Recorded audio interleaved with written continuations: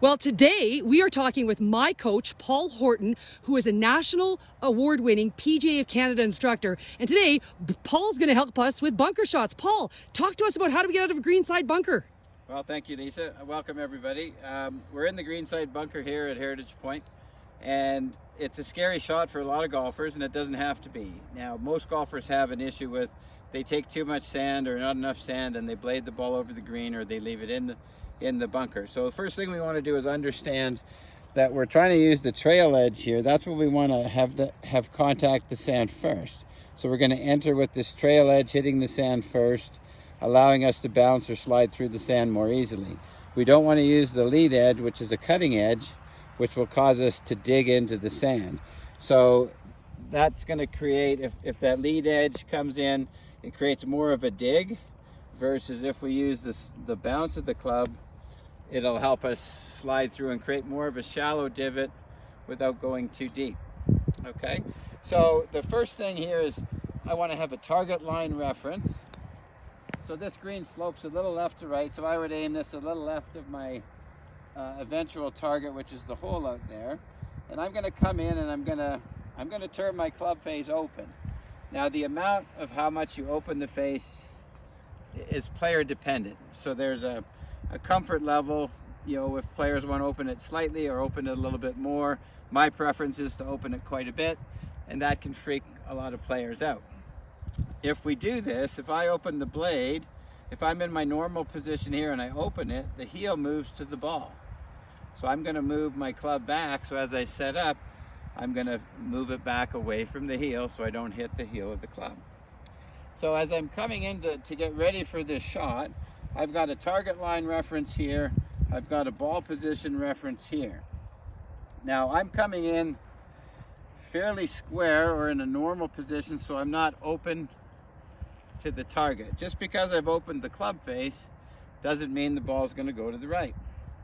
It'll go to the right if I move my handle too far in front. If I keep my handle pointing back at me, back at the center, then I'm just adding loft to the club.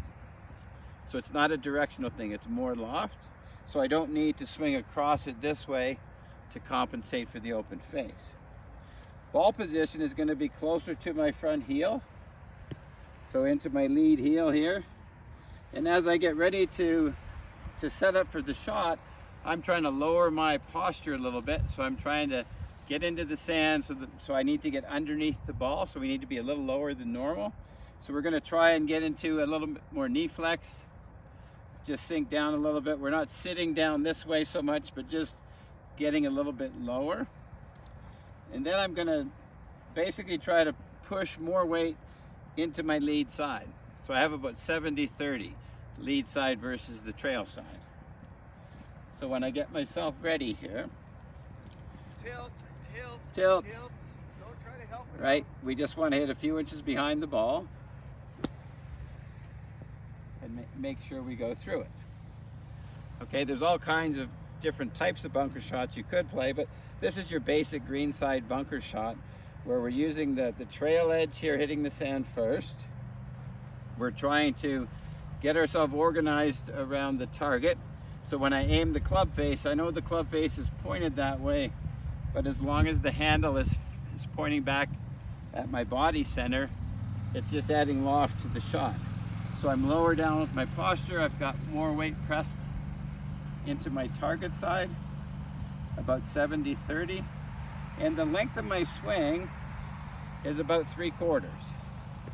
Okay, I go 3/4 because I don't need a full swing for this distance. And even if I had a shorter shot, I would still have a longer swing, but a softer pace.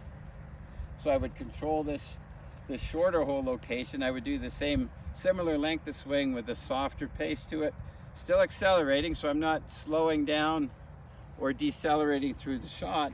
I would just create a little softer pace, and I'm focused on the spot I might want to enter the sand, which would be, you know, a few inches behind the ball.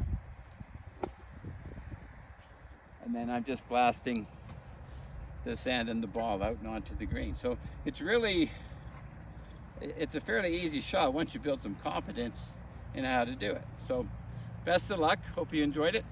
Thanks so much, Paul. I guarantee we're going to have our students out there hitting closer to the pins and getting more up and downs. Thanks so much. You're welcome.